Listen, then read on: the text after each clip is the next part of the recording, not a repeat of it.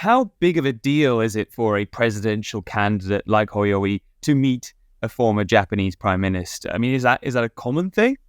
The fundamental issue that people in Taiwan vote on is relations with China. And part of that connection is how Taiwan conducts itself internationally and who its most close allies are. And in Taiwan's context, that's the United States and Japan.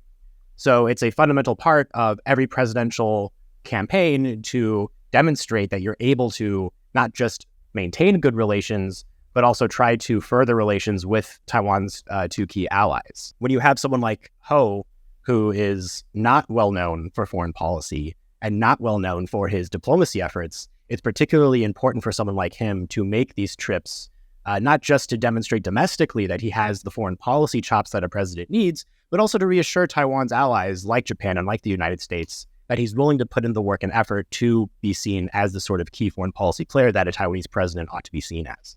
Is your sense that voters do care about these trips and, they see Hoyoi going to Japan, they think, there's a future president, there's a statesman? I think it most certainly matters, especially to likely more moderate voters. So obviously, how the KMT and Japan's relationship has developed over the years has gone up and down. It's not that the KMT has bad relations with Japan by any means.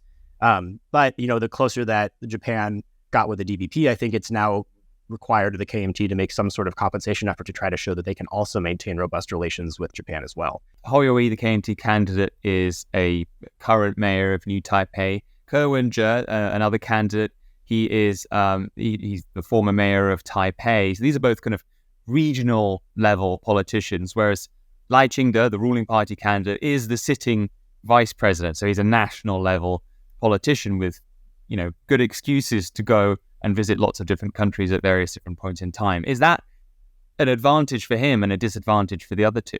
Most certainly. I mean, this is the challenge of running as a mayor without any sort of vice president or foreign policy experience that Ke and Ho both lack, is the need to show that you can be a diplomatic president. I mean, that is the president's perhaps most important job, especially in Taiwan's context, is to be able to be an internationally minded leader.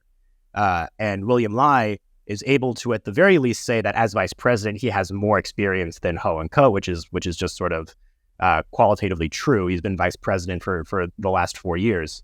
And so it's really a matter for Ke and Ho to show that they can also, enact on these sort of diplomatic missions as well, and that they can also match William Lai in his foreign policy chops. I think it's now just a matter of showing whether or not they can actually do that.